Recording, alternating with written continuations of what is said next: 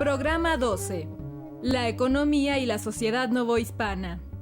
En este programa identificarán a los grupos sociales que, al desarrollar diversas actividades productivas, favorecieron la consolidación de Nueva España. A inicios del siglo XVIII, la actividad económica más extendida en el territorio novohispano era la agricultura. Esto fue posible gracias a la diversidad de climas, combinada con la abundancia de suelos fértiles y una mano de obra conformada de indígenas, mestizos y esclavos africanos. La producción agrícola de Nueva España no solo permitió cubrir las necesidades alimenticias del interior, sino que los excedentes se exportaron a algunos lugares de América, Europa y Asia. En el mismo periodo, la minería seguía siendo la principal actividad económica de la colonia. El metal extraído y comercializado era la plata. Esta actividad dejaba cuantiosos ingresos a la corona. Pues en la segunda mitad del siglo XVIII, después de la derrota en la Guerra de 7 años, la corona española vio venir otras peleas sobre la supremacía en Europa y en América. Entonces, su primer objetivo fue aumentar los recursos para estar preparado a esa guerra. Y como era el modelo prácticamente tradicional en la política española frente a América, se pensaba sobre todo en la minería.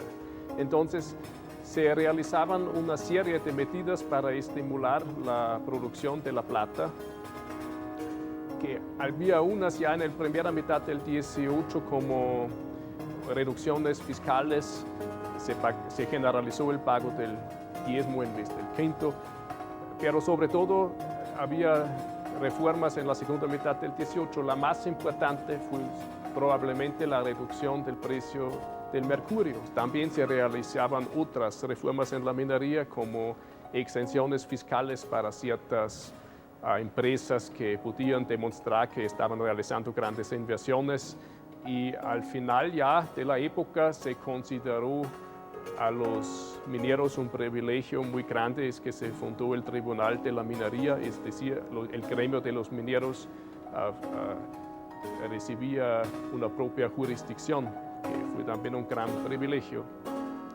En la agricultura veo una política menos clara en fomento de la agricultura, aunque también se intentaba sacar más ingresos fiscales de la agricultura. Por ejemplo, se reformó el sistema de cobro del tributo para ganar más en este ramo. Lo que tal vez sea lo más importante en el campo de la agricultura fue la introducción del estanco de tabaco. Fue uno de los grandes ingresos de la corona española en la segunda mitad del 18.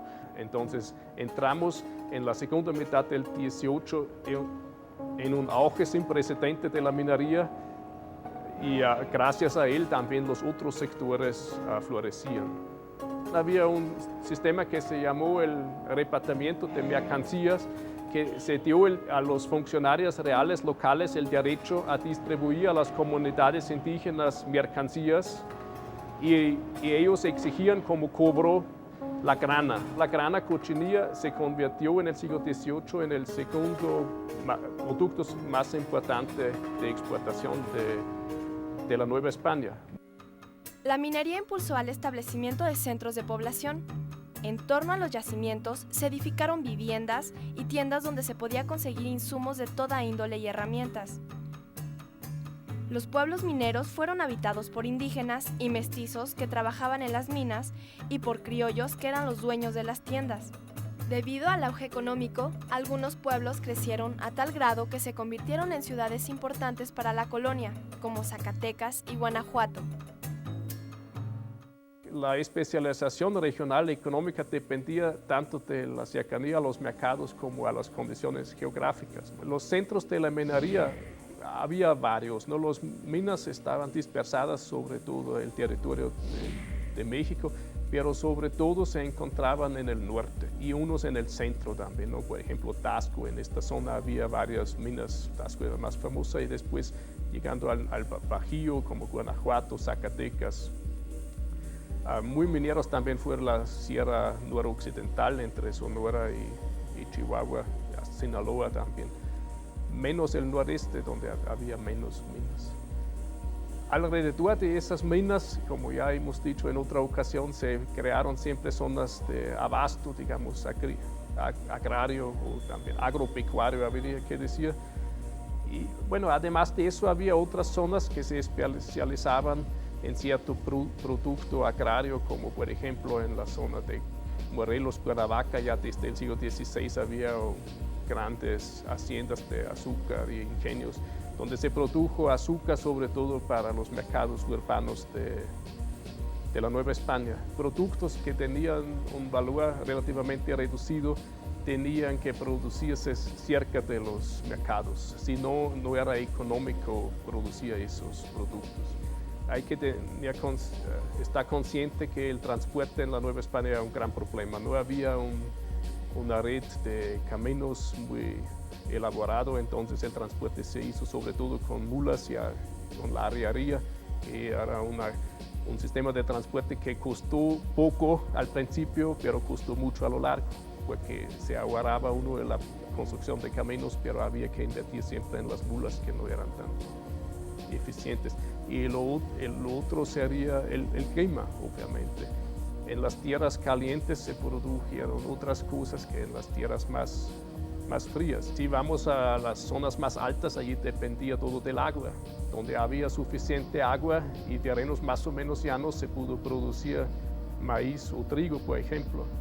En otros terrenos más secos, la producción se iba más a la ganadería. La mayoría de los dueños de las minas en Nueva España eran comerciantes del Consulado de la Ciudad de México. Ellos detentaban el poder económico y por lo tanto incidían en el político. Mientras estos se encargaban de sus asuntos en la capital del virreinato, encomendaban la administración de sus minas y haciendas a personas de su confianza. Era tal la riqueza que les generó esta actividad que pudieron comprar títulos nobiliarios y construir varias de las imponentes edificaciones que hicieron que la capital novohispana fuera bautizada por el científico alemán Alejandro de Humboldt como la ciudad de los palacios. En teoría todos tenían prácticamente el derecho de tener minas o tierras, españoles como indígenas, como negros. En la práctica casi no había dueños de minas indígenas, hay unos casos de minas muy chiquitas, pero las minas grandes prácticamente todos eran en propiedad de españoles, tanto peninsulares como criollos. La minería siempre ha sido un negocio muy arriesgado y necesitaba mucho crédito, y el crédito recibían por parte de los comerciantes, y los comerciantes también fueron españoles. Pero lo que pasa en el siglo XVIII es que muchos mineros originales no pueden pagar sus créditos, y los comerciantes se apoderan de las minas por las deudas no pagadas. Lo que había que decir es que había considerables partes de las superficies cultivables en propiedad de los pueblos de indios.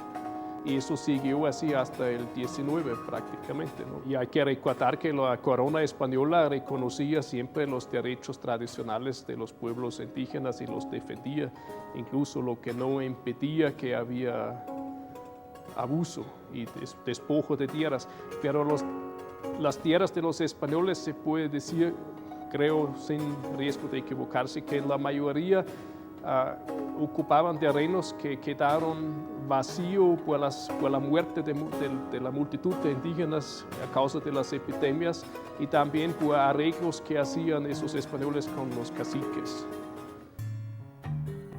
Debido a la abundancia de materias primas como grana, cochinilla, lana y algodón, una de las primeras actividades productivas en la colonia fue el trabajo textil.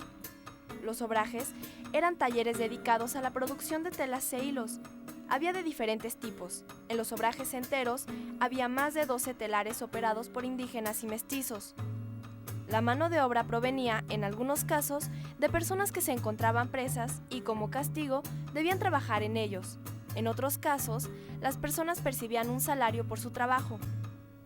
Los medios obrajes apenas alcanzaban los 12 telares y en los pequeños obrajes había, cuando mucho, 6 telares. Estos eran operados por los miembros de una misma familia.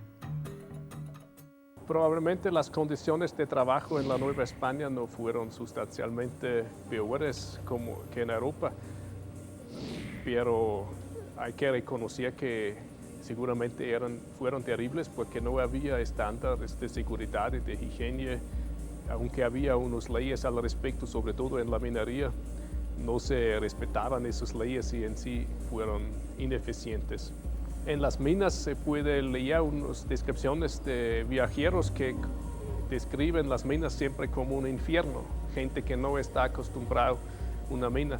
Ya la profundidad de la bajada los asustó y se quejaban del mal aire, del mal olor que había en todas las minas, dado el hecho que en las minas no había baños o algo así, entonces la gente para sus necesidades iba a algún rincón.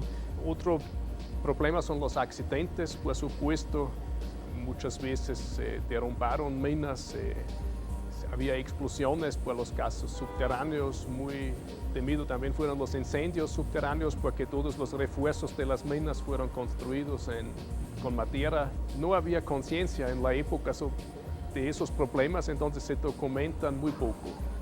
En los obrajes la situación era, bueno, tal vez no tan drástico, pero hay que tomar en cuenta que en los obrajes había mucho trabajo forzado también, por ejemplo, condenados a la justicia, que fueron entregados a los empresarios y esos los trataban de forma bastante dura para asegurarse del rendimiento, también para impedir la fuga, y a veces se documentan casos en que esta gente no pudo salir ni de noche del obraje, tenía que pasar todo el tiempo allí a trabajar. En el campo la situación, por razones obvias, era un poco más relajado. El trabajo mismo no implicaba tantos peligros para la salud. Lo que habría que mencionar, tal vez, aunque sea de forma breve, son las formas de salario. El salario, por lo general, estaba bajo, sobre todo en el campo, e incluso disminuía más por prácticas de fraude en el pago, por mecanismos de endeudamiento y de peonaje que ya en la colonia había. Los indígenas que se llevaron a las minas como trabajadores forzados se empleaban para cargar la roca y esas cosas, pero los trabajos más especializados, como el de los barreteros, tenía que hacer alguien que conocía las técnicas, que conocía el mineral, y esta gente recibían salarios bastante altos para la época e incluso recibían una participación en la producción. Las actividades productivas en Nueva España fueron definitivamente un motor que impulsó el crecimiento económico y la consolidación de la colonia a lo largo del siglo XVIII.